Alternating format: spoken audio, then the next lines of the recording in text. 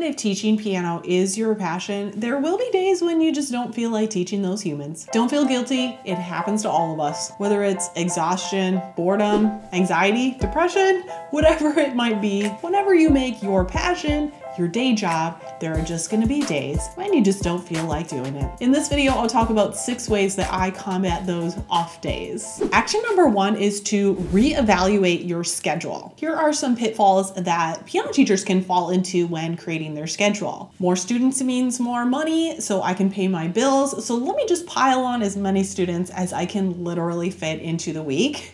And then you get burnt out.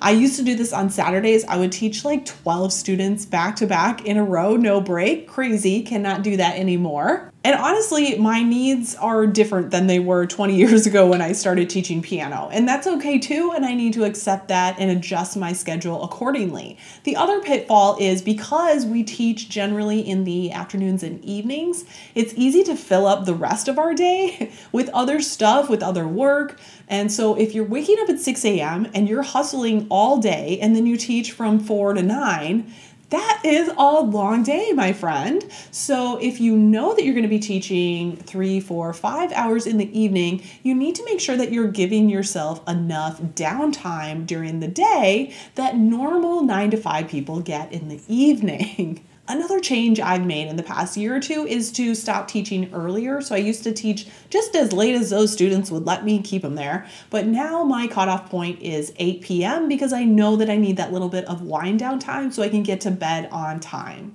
And as I mentioned, I know now that I need more breaks. I like to teach maybe 4 students or 5 students in a row maximum. And then I'm either going to need a break or that's the end of my day. It makes me a better teacher and it just helps me come back day after day and do the thing that I really do love. And the other thing you might want to evaluate is if you're teaching 6 days a week or something like that, do you need to cut that down? So currently I teach 4 days a week, but I have been up to 6 days in my teaching career, and that was too much. That was way too much. Even if you're only teaching a couple hours a day, just the actual days of teaching can lead to exhaustion as well. So do you need to do 3 days a week? Do you need to do 4 days a week? Just think that over for the future. Action number 2 is when you get this feeling, maybe you do literally need to take the day off. As a self-employed individual, I get it. That is like the thing we will never do. We don't have 6 days, we don't have personal days, and it's hard not to see those dollar signs, that dollar amount that you are literally throwing in the trash if you cancel those lessons. I don't know if anyone else does this, but I'm like, that's my electric bill plus my, I'm thinking about like the numbers as I'm considering whether I should cancel lessons or not.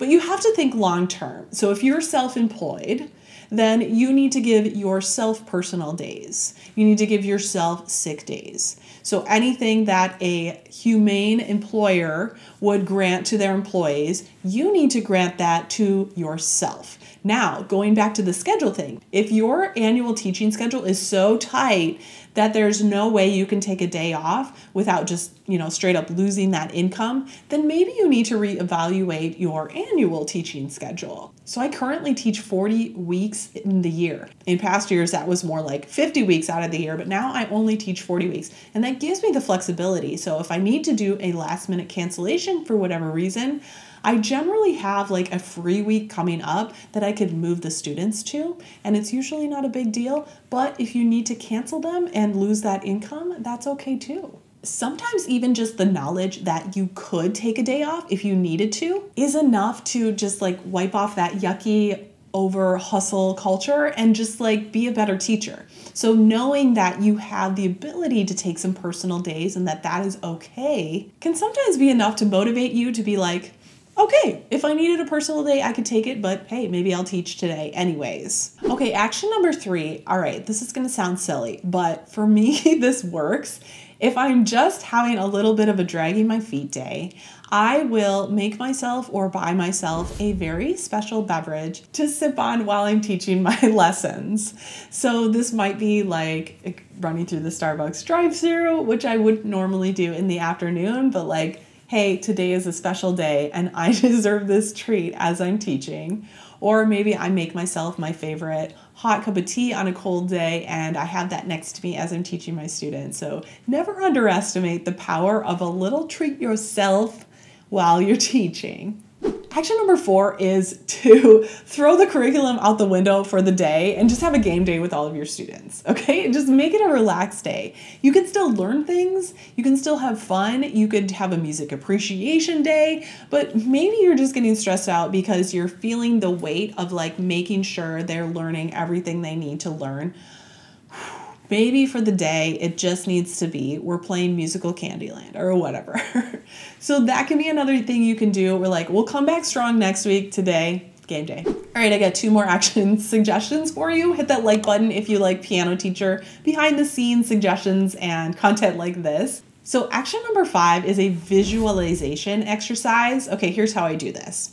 So this is mostly a mindset shift. There are 2 different ways that I do this. One way is maybe I'll go out for a walk and I will think about each one of the students that I have that day. And for each student, I will either think of something that I wish for them. Like, I wish for them that they can have their own piano YouTube channel someday because I know that that's their dream. Or like, I wish for them that they will get the highest score on this upcoming competition. I wish for them that they won't get freaked out at this year's recital and they'll be able to enjoy it. Like whatever goal you have for them, I just like speak that or think that in my mind for them. It just like gives me those positive vibes surrounding each soul that I'm going to be teaching. And it just puts things into perspective when you have that high level of like, yeah, I really care about these kids. Like I really do want to teach them. I love them. I wish only the best for them. The other thing that I like to do is, if you've had your students for a while, I like to go back and look at photos like from recitals or pictures I took in the lessons. I try to find pictures of them when they were little. So if I've had the student for like 6 years, then I'm going to be looking at little baby them when they started their lessons. And when I look at that, I'm like, oh my gosh, I just feel like what a privilege it is to teach them. So it's just that mindset shift. And it could even be that just like doing 5 minutes of meditation or going out on a walk or something like that. Even if you have a busy day, if you carve out the time for that, journaling is another one that you can do. Anything to shift your mindset will help so much because then you're going to be going into those lessons feeling like you have the best job in the world, and you do. Okay, the last action step I have for you is just do it. Just do it. Usually on those days when I don't feel like teaching, as soon as that first student sits down at the piano and we start talking to each other, I'm like, oh, I'm good.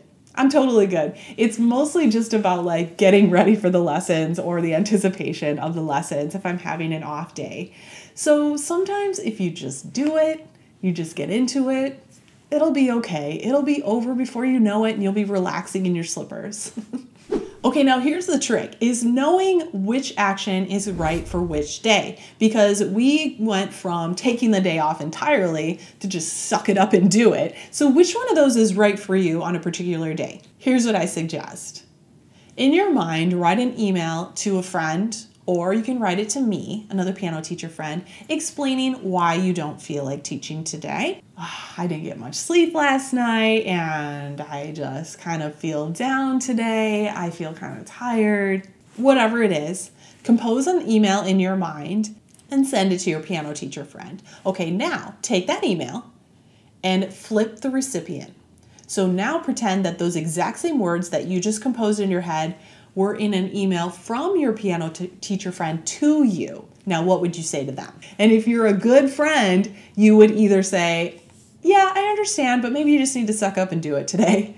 Or would you say, okay, yeah, you really do need to switch your schedule around and today is going to be a day off for you. So whatever advice you would give to that best friend, you know, the best friend that you're honest with but kind to because you love them to death, that's the advice I want you to give to yourself. All right, that's all I have for you today. If you want to keep watching, check out this latest coffee chat where I talk about boundaries and how things have changed in my scheduling and makeup lessons and all of that over the years to give myself a little bit of self-care and how I handle that. And I will see you there.